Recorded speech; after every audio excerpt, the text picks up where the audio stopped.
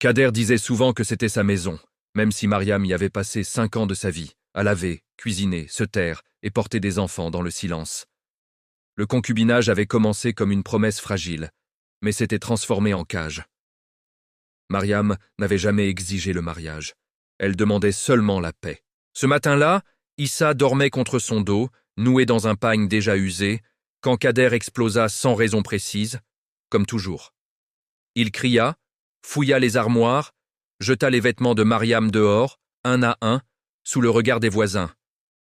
Les robes, les pagnes, les cahiers d'école du grand frère tombèrent dans la poussière comme des aveux. Puis Kader sortit son téléphone. « Regardez-la bien, disait-il en filmant. Voilà une femme inutile. Voilà ce que devient une femme qui croit trop. » Yao riait nerveusement derrière la caméra, incapable de l'arrêter.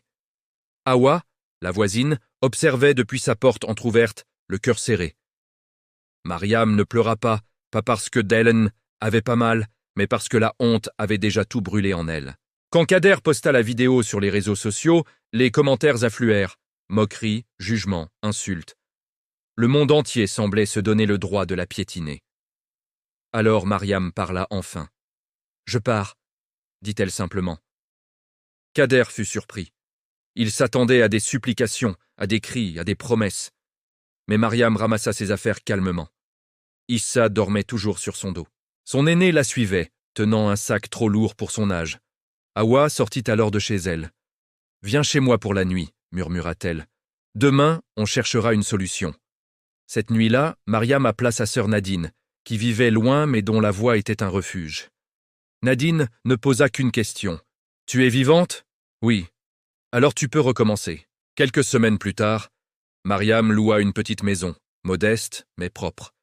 Les murs étaient nus, le sol froid, mais pour la première fois, personne ne criait. Elle trouva un petit commerce à gérer, puis une routine. Les enfants riaient davantage. Issa grandissait sans peur dans les bras de sa mère.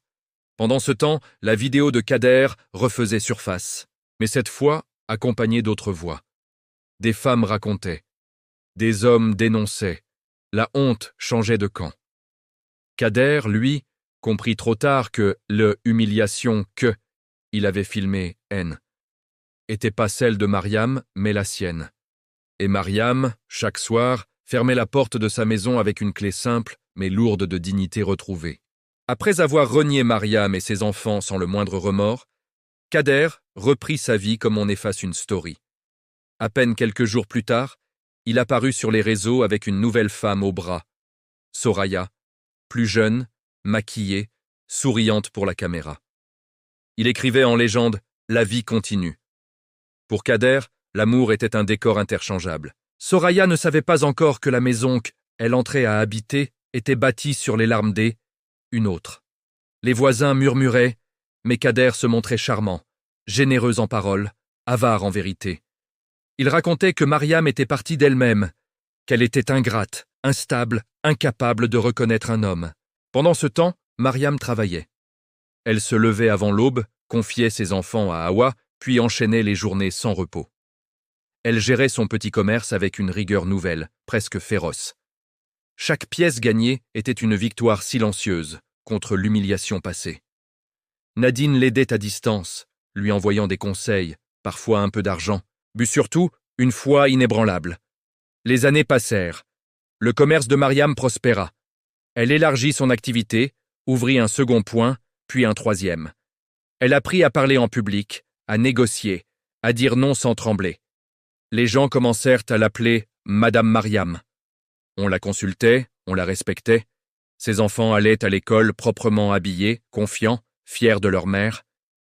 Issa ne se souvenait plus du pagne noué dans la honte. Il ne connaissait que les bras solides d'une femme debout. La vie de Kader, elle, se fissurait lentement. Soraya découvrit l'homme derrière les vidéos. Colérique, soupçonneux, instable. L'argent se faisait rare, le travail de Kader devenait incertain, les amis s'éloignaient. Yao, autrefois si prompte à rire, évitait désormais ses appels. La maison se vida de rire, puis de meubles. Un soir, Soraya partit à son tour, sans bruit, laissant derrière elle un mot bref. « Je refuse de devenir la prochaine vidéo. » C'est un jour ordinaire que Kader revit Mariam. Elle descendait d'un véhicule élégant, vêtue simplement mais avec assurance. À ses côtés, ses enfants riaient. Hawa marchait derrière eux. Mariam ne le vit pas tout de suite, et quand leurs regards se croisèrent, elle ne s'arrêta pas. Aucun mot, aucun reproche, seulement une femme devenue grande, et un homme resté petit face à son propre passé. Kader comprit alors que renier une femme ne elle efface pas.